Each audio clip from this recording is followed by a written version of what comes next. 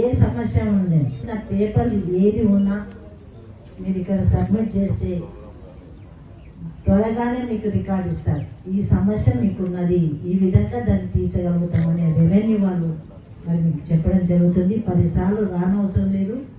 ఈరోజు ఇట్లా మన ముందుకే వచ్చిందంటే మనం 100 సార్లు పోయినాం.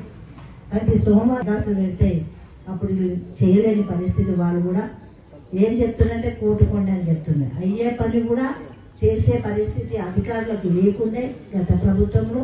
కానీ ఇప్పుడు మన ముఖ్యమంత్రి రేవంత్ రెడ్డి గారు ఏదైతే మాట ఇచ్చిందో ఆ మాట ప్రకారం మరి ప్రజల ముందుకే అధికారులు రావడం జరుగుతుంది. మరి 10 ఏళ్ళు ఎప్పుడైనా చూసినామా కలెక్టర్ గారు మన ముందుకు వచ్చి మాట్లాడి ఆర్టీఓ గారు ఎంఆర్ఓ గారు ఎవరైనా వచ్చి మనల్ని పలకరించిందా? పలకరియలే. పోయినా మన సమస్యను అలాంటి హక్కులు లేకుండే.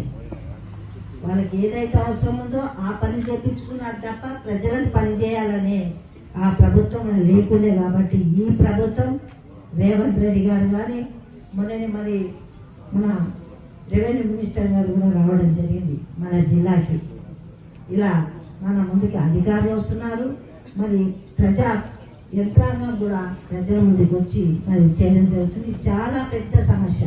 ఈరోజు ఉన్న భూమిని కాపాడమే కానీ మళ్ళా కొత్త భూమి కొనే పరిస్థితి మనకు లేదు. ఎందుకంటే 1 ఎకరం కొన్నా 1 గుంట కొనాలన్నా ఈరోజు అయ్యే పరిస్థితి కాదు.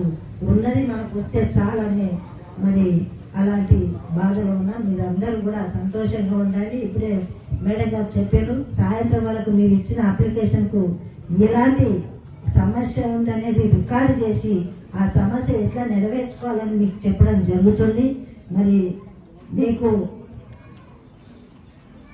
మేడం ఏం చెప్పారు, అందుబాటులో ఉండాలి. ఆర్డీఓ గారు చెప్పిండు, మీకు ఎప్పుడైతే ఫోన్ వస్తుందో ఆ ఫోన్ వచ్చినప్పుడు వాళ్ళు ఏది కావాలంటే అది తీసుకొని మరి ఆర్డీఓ గారి దగ్గరకు ఎంఆర్ఓ దగ్గరకు కలెక్టర్ దగ్గరకు పోవాల్సి ఉంటుంది. అది మీరు అందరూ కూడా దగ్గర అంటే కలెక్ట్ చేసి పెట్టుకొని తాత ముత్తాతల భూమి ఇప్పుడు మన చేతిలో లేకుండా పోయింది.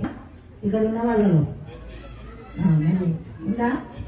అప్పుడు ఉన్న భూమి పట్టా భూమి కూడా ఇప్పుడు మన చేతిలో లేదు.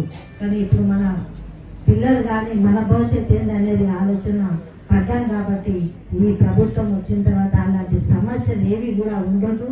మీకు భూమికి అద్దులు కూడా రాపిస్తాం. అది రికార్డ్ చేసి భూదాన్ అనే దాని బుక్ కూడా ఇప్పుడు ఆధార్ కార్డు ఉంది అందరి దగ్గర. భూదాన్ కార్డు కూడా మీకు ఇస్తారు. ఏ ఊరు వండి ఎక్కడ వండి మాకు ఇంత భూమి ఉందని ధైర్యంగా చెప్పుకోవచ్చు. అదొక మనకు ధైర్యం. ఇప్పుడు ఆధార్ కార్డు అంటే మా ఆడ బిడ్డలందరూ బస్ ఎక్కి పోతున్నారా లేదా? అలాంటి ఒక్కరు కూడా